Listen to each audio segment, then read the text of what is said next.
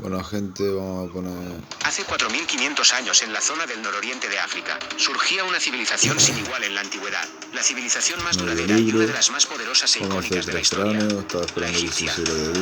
En este episodio de nuestra serie Origen, exploraremos la historia completa y los asombrosos logros de la que quizás fue la más grande de todas las civilizaciones del mundo antiguo. La civilización más longeva en la historia humana, que prosperó y creció hasta convertirse en una civilización extraordinariamente exitosa. Acompáñanos a explorar 3.000 años de historia del antiguo Egipto en un viaje de descubrimiento, que nos llevará a través de cada una de las etapas de esta magnífica civilización, que aún hoy sigue siendo un misterio, miles de años después.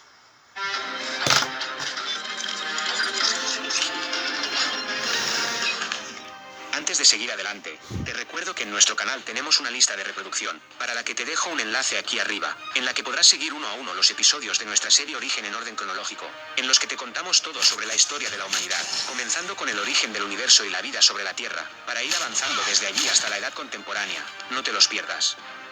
Y no olvides por favor suscribirte al canal, dejarnos un like, y compartir el contenido, para que de esta forma nos ayudes a lograr que nuestro trabajo pueda llegar a mucha más gente. Gracias. ¿De dónde surgió la civilización del antiguo Egipto? ¿Cómo empezó todo para esta civilización, que duró más de 3.000 años y se convertiría a lo largo de ese periodo en una de las civilizaciones más poderosas e icónicas de la historia? Un imperio que llegó, en su apogeo, a extenderse desde el norte en lo que hoy es Siria, hasta el sur en donde hoy se ubica Sudán. Los orígenes de Egipto no solo siguen envueltos en misterio en la actualidad, sino que incluso los propios egipcios no tenían una idea precisa de su antigüedad ni de su origen. La historia de esta fabulosa civilización puede ser dividida en 3 grandes periodos de prosperidad, en los que el pueblo egipcio fue gobernado por una sucesión de 300 faraones, agrupados en 30 dinastías reales.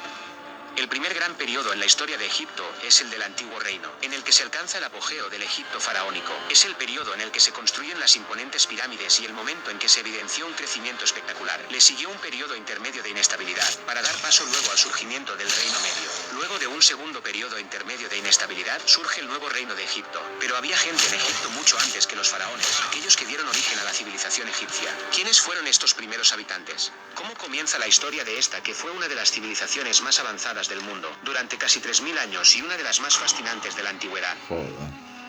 Año 3000 antes de nuestra era. Cerca de 1 millón de personas viven en el Nilo, pescadores, agricultores y cazadores. Pero aún ningún faraón gobierna este país, todavía dividido, con ciudades-estado agrupadas en 2 grandes reinos, el Bajo y el Alto Egipto. La historia de Egipto está por cambiar rápidamente. Un Egipto unificado sentaría las bases para el progreso de la civilización. El rey Narmer, quien gobernaba el sur del país, envía un mensaje al Bajo Egipto. La respuesta a ese mensaje podría significar un cambio en el destino de toda la nación, uniéndolos o sumiéndolos en la guerra. Narmer había exigido a las tribus del norte que se sometan a su autoridad. Quería unir estas tribus al poderoso reino del sur. Estos principados del delta, en el norte, habían permanecido siempre fuera de su dominio, pero los jefes tribales del norte rechazaron su petición. Entonces, el rey Narmer, después de haber consolidado su poder en el sur y haber reunido a varios centenares de hombres para ampliar sus dominios, los prepara para la guerra. Ante la negativa de las tribus del norte de someterse a su autoridad, la hora del ataque ha llegado. Narmer, armado con las rudimentarias mazas de piedra y lanzas de su época, se lanzó a la guerra, venciendo a sus enemigos y uniendo a Egipto en un solo reino,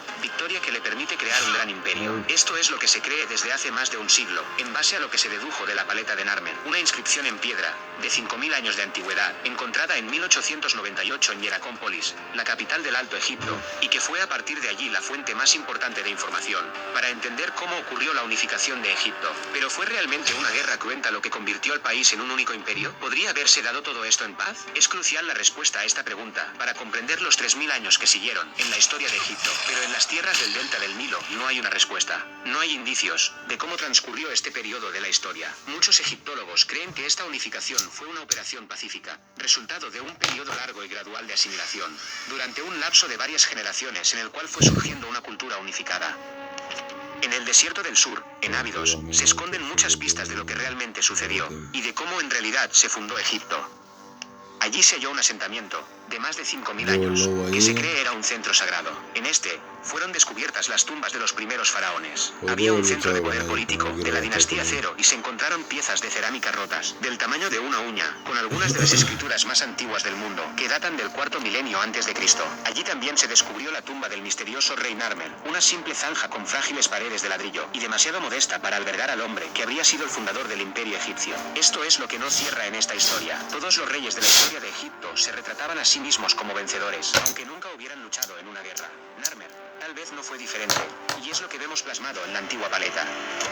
Otras evidencias de la unificación pacífica de Egipto pueden hallarse a 250 kilómetros al sur de Abidos, en Hieracómpolis, la capital del Alto Egipto. Era uno de los mayores asentamientos del mundo en la época, con cerca de 10.000 habitantes, con un enorme templo que dominaba el centro de la ciudad. También en las afueras de la ciudad se encontraba un cementerio para la élite egipcia, con unas 200 tumbas. Hieracómpolis era una ciudad ordenada y sorprendentemente civilizada. Se extendía en un espacio de 5 kilómetros a lo largo del Nilo, en un momento en el que aún la mayoría de los europeos seguían viviendo en asentamientos aislados. Los residentes de Hieracómpolis disfrutaban de una próspera sociedad basada en el comercio y la cooperación. Por esto, se cree que la batalla de Narmer nunca tuvo lugar y que los egipcios del norte y del sur del país se unieron pacíficamente. Pero aún, esto no es evidencia contundente de que realmente así haya sucedido. Para seguir explorando los orígenes de Egipto, nos movemos más atrás en el tiempo. En Kurta, a unos 100 kilómetros al sur de Luxor, en lo alto de los acantilados se han encontrado signos reales de vida antigua, 17.000 años más antiguos que las pirámides. Estas primeras personas eran nómadas, pastores móviles estacionales. En ese entonces, esta zona era una pradera, una región verde y fértil. Hace 10.000 años la gravedad inclinó toda la Tierra de su eje alrededor de medio grado, y esto tuvo un efecto profundo en el clima. Egipto nunca volvería a ser el mismo. El cambio climático trajo una disminución de las lluvias, por lo que los animales y las personas se vieron obligados a dirigirse hacia áreas de grandes lagos. Una de esas áreas era Playa Napta, 100 kilómetros al suroeste de Asuán. Aquí estos cazadores nómadas comenzaron a establecerse en comunidades. 9.000 años atrás, a 500 kilómetros de Hieracómpolis, en el desierto del Sahara, existía allí una ocupación humana temprana. Se encontró en ese sitio una caverna con algunas de las pinturas prehistóricas de mayor tamaño. Las imágenes en las paredes de la cueva muestran ancianos bailando, niños jugando y animales no asociados con el desierto, como antílopes, avestruces e incluso jirafas. Allí, depósitos de un antiguo lago revelan por qué esta zona desértica pudo estar habitada hace mucho tiempo.